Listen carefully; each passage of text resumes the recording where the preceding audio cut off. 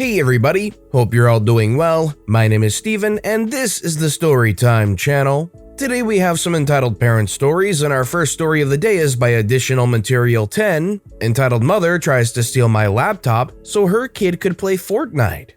This happened before quarantine, but that doesn't really matter as much to the story. So I was studying in the library and waiting for my parents to pick me up when entitled mother and entitled kid approached me. The conversation then starts like this. Excuse me, young man, the library's computer couldn't work, so can entitled kid please play Fortnite on your laptop? Mind you, I'd be lucky if my computer could run a standard browser game. I say sorry, but I'm doing my assignments now, so I need my computer. Entitled mother chuckles.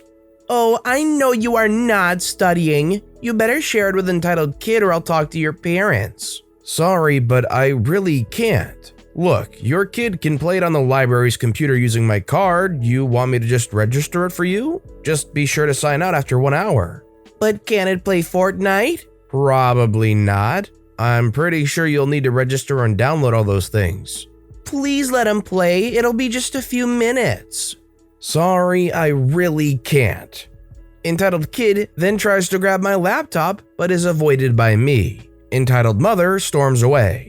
A few minutes later, they came back with a library staff and comes back to me. The library staff says, "Hey buddy, I need you to give back entitled kid his laptop." Pardon me? Look, you can't just grab people's laptops without asking, especially someone this small like entitled kid. I'm pretty sure that it's mine. I have all my Gmail and stuff. May I see it? Proceeds to show library staff my work. Entitled mother, are you sure it's entitled kid's? Actually, I let entitled kid play on my work laptop. Do you, by any chance, have an assignment on animal population genetics? Yes, I'm actually a science teacher and I'm marking my students' projects. At this point, I was devastated that entitled mother would go this far to get some kid's laptop. I say, is it possible for you to check the security cams? I'm pretty sure you guys have those installed. The library staff says, okay, just wait here. Entitled mother then proceeds to dash out of the library at a speed that even Usain Bolt would be jealous of. Library staff comes back to me to apologize for what happened, but it was all good in the end. How little of a soul this Karen must have had to be able to lie like that to the library staff in his face right in front of OP. Have you ever had somebody try to steal something from you and lie about it so candidly like this before? Let me know in the comments down below. I've had some run-ins before, but usually it's just over some kind of cheapo thing when I was a kid, not a fully grown person. Our next story is by Octerboss, entitled Mother Forced Me to Do Her Kid's Homework. I'd like to think that I'm fairly good in school. I maintain good grades and all the teachers find me polite and respectful. Obviously, in any school, there will be students who are not as adept as others and can struggle. There's also parents who are full of themselves just because they drive posh cars and stay in luxurious houses. I was in the library doing my homework one day when one of my classmates and his mother walked in. They kept eyeballing me and looking at me. I got extremely uncomfortable and decided to leave, thinking that I was better off doing my homework at home. As I was getting up, she beckons me to come towards her, and not wanting to cause any commotion, I comply. She then asks me a lot of personal questions. Her son and I aren't the best of friends and they don't know much about me. Like for how much time I study in a day, where I stay, what my parents do, etc. Naturally, I was a bit taken aback and gave vague, ambiguous answers. The mother realized what I was doing and said there was nothing to be uncomfortable about. I then made up a story about needing to go somewhere and wanted to leave the library as soon as I could. She then sees that I was doing the homework assigned to the class and asks me whether I found this difficult. It was basic algebra and coordinate geometry, so I said yes. She then says that her son was struggling with the homework and needed some help, so I sat down and decided to explain it to her. As I began explaining him the method and the steps to solve the sum, she has the audacity to tell me that my accent is really heavy and that nobody could understand what I was saying. I was extremely offended, but decided to keep my mouth shut. She tells me to do the sums for him instead, as everyone deserves an equal learning opportunity. I was pissed off and decided to play along. I casually went about doing the sums and solving them. I then realized something. If I write the sums incorrectly, they would be none the wiser. So from there on, I put incorrect answers to each sum on the paper. I laced in a few correct ones just to make sure it didn't seem too sketchy. I then went home, smiling at what I had done. The next day, we had math in the first block. I saw the smug look of the boy bragging to his so-called friends how he had become really good at math and how he had no problem doing these sums. I smiled to myself, knowing exactly what was going to happen. The teacher then asked us to discuss the homework, and he raised his hand, saying how he knew all the answers. He then narrated his sheet, and the teacher looked at him doubtfully, saying that he needed a bit of work. I then raised my hand and narrated my answers, each of them correct. The look the boy gave me was amazing, and to this day I remember his eyes looking at me with disgust. I began to laugh. I felt cool, like Batman. Only I knew what I had done. Yeah, how dare this entitled mother prey on innocent children to try and coerce them into giving their son all the answers? I'm proud of little OP, and I'm proud that little OP was proud of little OP too. This next story is by wannabeboggod, entitled "Aunt Claims We Have a Poltergeist, rather than admit that her kid destroyed my things." This happened a few years ago now, so though I do remember the sequence of events, conversations are a bit fuzzy. Also, kind of a longish story. So the story requires some background. My aunt, the entitled aunt in question, who I'll just refer to as K, has 3 sons, who are 1, 5, and 8. C at the time of the story. The younger 2 don't play much of a part in this story. K is and always was emotionally abusive and willingly sat by and watched as her husband, D for Richard, was physically abusive to her and her children. Over the course of about 15 years or so, she was on and off with Richard and always said she was going to leave him, but never did, and always went back in the end. Almost every single time she left, she always came crawling back to my mother and father seeking salvation, and they always begrudgingly welcomed her back. When this story takes place, Kay had once again left Richard, promising that she was leaving for the final time, and my family took her and her boys in. Things were off to a bad start immediately, and there were multiple events leading up to the poltergeist fiasco. The first event was when I went into the restroom and saw that an expensive lipstick of mine was smeared over the mirror and sink, and the actual tube was destroyed. I am by no means a beauty guru or anything like that. However, I think I'm pretty decent at makeup and have a small collection. I tend to buy a pretty cheap products, but I have a few choice things that are relatively pricey and all of which have been gifts. The lipstick in question was about $50 and had been a gift from a deceased friend and honestly a bit sentimental. I completely understand that kids will be kids and stuff like this is bound to happen. So I think when stuff like this happens, what you should do is sit down your kid and tell them that stuff like this isn't okay, right? Well, no, apparently not. Prior to this, Kay had always had the "my child can do no wrong" mentality. So I was already expecting her to avoid blame or to not do anything, but I thought I should address it anyway. I went and told her that one of her kids had destroyed an expensive lipstick of mine, and that, though I know kids will be kids, I'd appreciate it if she had a word with them about not touching my things. Immediately, she was adamant that her children would never do something like that, and that it must have been our great-grandmother N, who lives 3 stories down and can't climb stairs. Later I learned that she went and cried to my grandmother, G, who is also extremely entitled, claiming that I hate her and her children and that I like to blame them for everything. Her boys had been prone to destroying and stealing things in the past and had been caught red-handed multiple times. This annoyed the ever-loving poop out of me, to say the least. So I asked my mom to talk to her, and I let it slide. About a week later, my oldest cousin C went upstairs to use the restroom, and was in there for a remarkable amount of time. I went up about 5 minutes after he'd left and found the exact same lipstick smeared everywhere again, some brushes literally chopped to pieces, and a limited edition palette ripped apart and scattered everywhere. Should note that at this point, I hadn't actually found the tube of lipstick this time, and I assumed he'd taken it or thrown it away.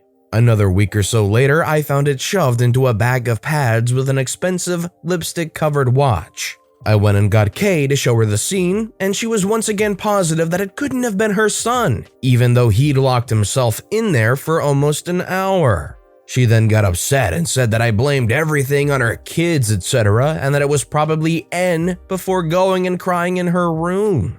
Literally left all 3 children alone downstairs and expected us to watch them.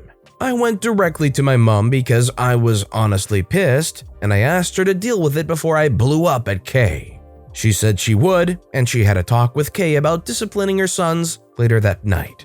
The next day is when it starts to get fun. I went into the kitchen to find Kay standing there looking dejected and visibly drunk. She sighed and said, "I'm sorry about your makeup, but it honestly wasn't C." She then went on about how he hadn't left her side all that day, which everyone knew was false, and then looked me dead in the eyes and said, "I think we have a poltergeist and I think it's targeting C for some reason." She went on for 10 minutes talking about every single thing he or his brothers had done, insisting that it had never been them all along and it had always been this ghost. I was absolutely floored. Whether ghosts are real or not, whatever. But I can darn assure you that if we had a poltergeist, I would have known about it. Honestly, I wasn't looking for a fight this day, and I just rolled my eyes and went back upstairs. Later, G came to me furious saying that I was being absolutely horrible to Kay and that I'd made her cry. I got upset at this point and said that I wasn't going to let her manipulate me because she's too darn stupid and entitled to admit her son had destroyed my things.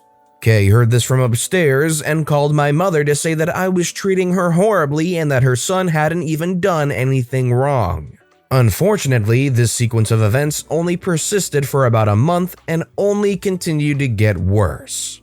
While all of this was playing out, Kay and the kids were making everyone's lives living heck in multiple ways and completely overtook and destroyed our house, even though she was no more than a guest. The final straw in this scenario was when I had found 2 lipsticks and a very sentimental necklace absolutely destroyed and torn apart after C had spent another hour in there. I lost my freaking mind and went immediately to Kay and called her out for C's constant behavior and that if she didn't put a stop to it, I would lose my absolute crap with her.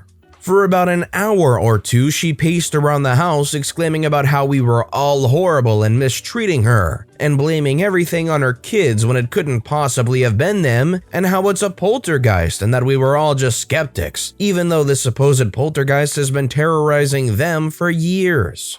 I just had to sit through all of this because she wouldn't let me speak. Then, she legitimately called an exorcist. She exclaimed to him that we were being terrorized by a poltergeist and that it's targeting her child and that now she's probably going to be kicked out and put on the street over some goddarn lipstick that her son didn't even destroy, and so much more. This whole situation just blew my freaking mind. And I just sat there and listened and watched as she victimized herself and completely crap-talked me and my family to this exorcist.